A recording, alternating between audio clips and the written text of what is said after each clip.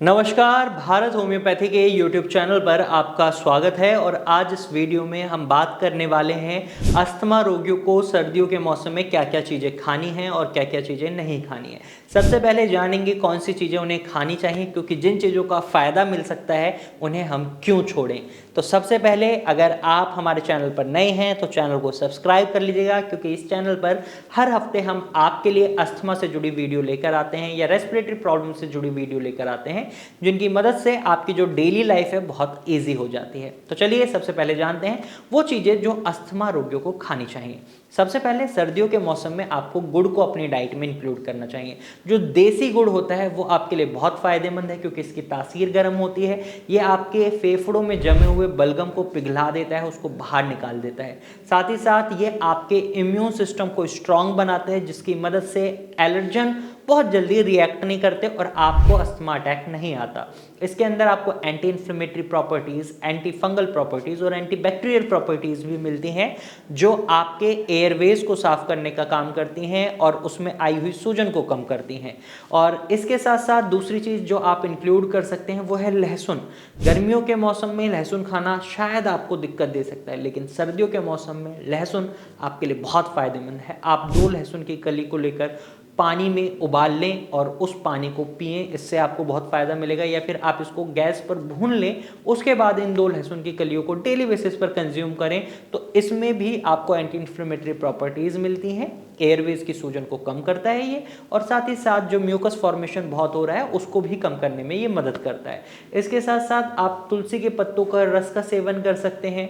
आप काली मिर्च और लौंग के पेस्ट बनाकर खा सकते हैं, या फिर आप काली मिर्च और लौंग को पानी में उबाल लें बहुत अच्छे से, और उसको छानने के बाद उसमें 1 चम्मच शहद मिलाकर इसका सेवन करें। ये भी गर्म होता है, काढ़े की तरह काम करता है, और जो भी फेफड़ों में बलगम जम रहा है उसको बाहर निकाल कर फेंक देता है। इससे भी आपको बहुत फ़ायदा मिलता है। इस चीज़ को भी ज़रूर आप ट्राई करिएगा। और अब जान लेते हैं फूड की बात। बेसिकली जो हमारे डेली बेसिस का खाना होता है उनमें हमें क्या क्या चीज़ें खानी है। तो सबसे पहले फलों की बात कर लेते हैं। तो आप सेब, अनार, अमरूद, पपीता, कीवी, इस तरीके के फलों को इंक्लूड कर सकते हैं। खट्टे फलों से थोड़ा दूरी बनाकर रखें तो ज़्यादा अच्छा रहेगा। और दूसरा, सब्जियों की अगर हम बात करें तो सर्दियों के मौसम में हरी पत्तेदार सब्जियां और जो भी ज़मीन के नीचे उगने वाली सब्जियां, उन सबको अपनी डाइट में इंक्लूड करें। हरी पत्तेदार सब्जियां, और हरी सब्जियों में आप शामिल कर सकते हैं, जैसे हरी सब्जियों में आ जाती हैं आपकी घिया, तोरई, कद्दू, परवल, इस तरीके की सब्जियां। और हरी पत्तेदार में आपका पालक, मेथी, बथुआ, सरसों, इस तरीके की सब्जियों को बनाकर खाएं, बहुत फ़ायदा मिलेगा, बहुत रिलीफ आपको देखने को मिलेगा। हल्दी का पेस्ट बनाकर आप ले सकते हैं। दूध के साथ हल्दी को उबाल कर लें, कच्ची हल्दी लें, मार्केट वाली हल्दी नहीं, कच्ची हल्दी से आपको रिलीफ मिलेगा। वहीं इसके साथ साथ आप ड्राई फ्रूट्स को अपनी डाइट में इंक्लूड कर सकते हैं। आप बादाम और अखरोट को इंक्लूड करें। कुछ सीड्स होते हैं जैसे आपका chia seeds, flax seeds, sunflower seeds, इनको अपनी डाइट में इंक्लूड करें, बहुत फ़ायदा मिलेगा।